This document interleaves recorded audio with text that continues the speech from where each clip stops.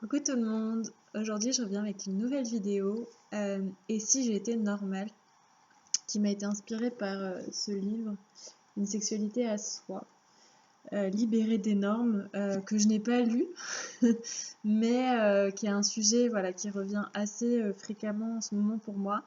Et voilà, j'avais envie de vous faire une petite vidéo par rapport à ça.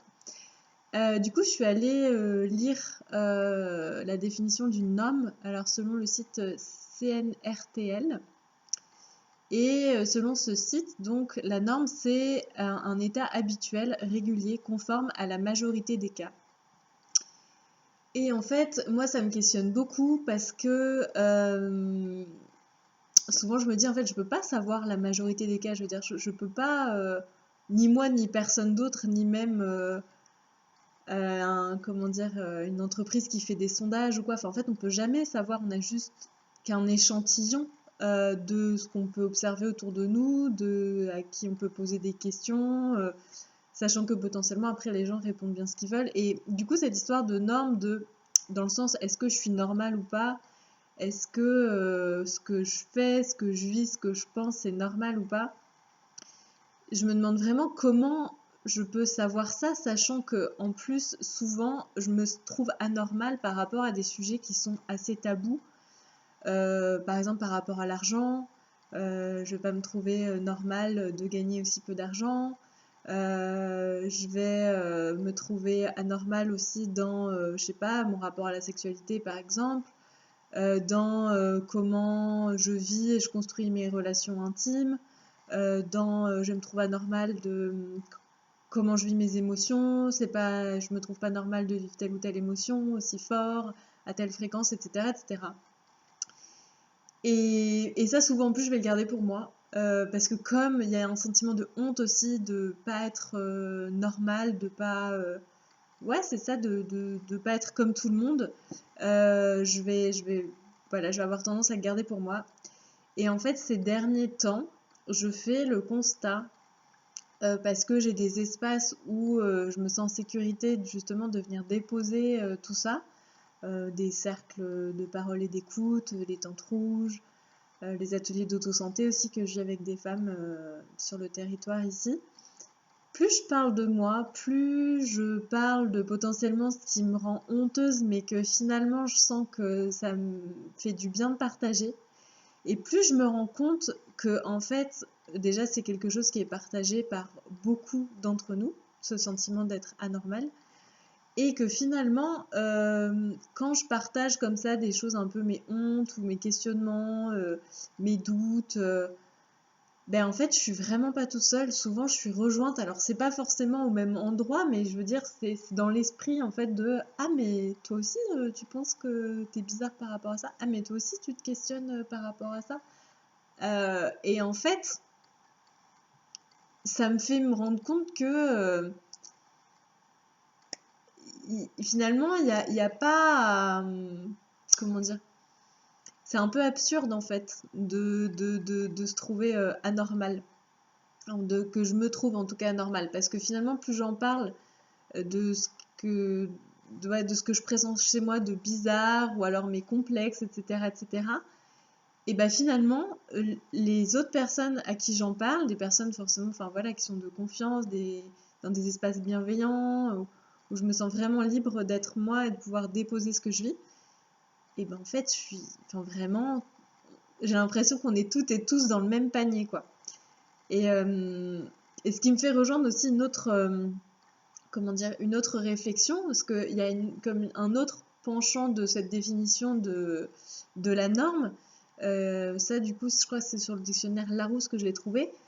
Ça dit que la norme, c'est l'ensemble des règles de conduite qui s'imposent à un groupe social. Du coup, je me dis, ok, donc effectivement, si on a un ensemble de règles qui fait qu'on arrive à faire société, c'est utile.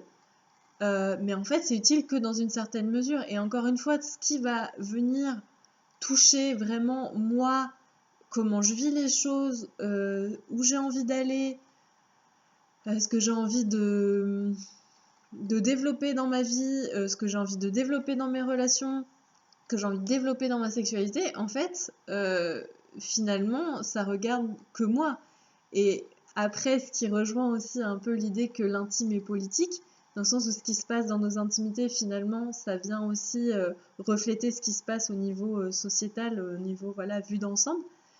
Mais du coup, je vois vraiment la limite de ça dans, ben, en fait, ça me met carrément des limites dans tout. Du coup, c'est un peu comme si je faisais de cette norme, du côté utile, faire société, une généralité dans tous les pans de ma vie.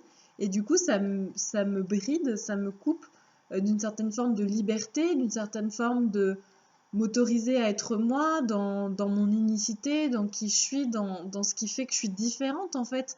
Et je trouve qu'aujourd'hui, il y a beaucoup cette injonction à rentrer dans le moule, à faire comme tout le monde, à voilà, être vraiment dans une case qui serait définie et pas en bouger. Et finalement, moi, je me rends compte, en tout cas, que pour moi, ça m'empêche vraiment, du coup, d'être vivante, quoi. D'aller explorer, de me tromper, d'avoir des prises de conscience sur moi, voilà, de juste voir la vie comme un terrain de jeu et d'aller m'autoriser à sortir justement peut-être des sentiers battus, ou non, ou sortir des sentiers battus plutôt, je sais plus. Mais voilà, sortir du cadre, quoi, sortir des chemins tout tracés pour vraiment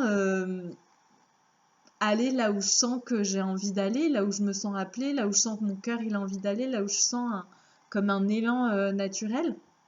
Et, euh, et voilà, ce qui fait que du coup, je vais pas oser, je vais pas oser être moi, je vais pas oser dire mes limites, je vais pas oser dire ce que je pense, je vais pas oser ressentir mes émotions parce que en fait, je vais me sentir anormale et j'ai pas du coup envie de me sentir exclue.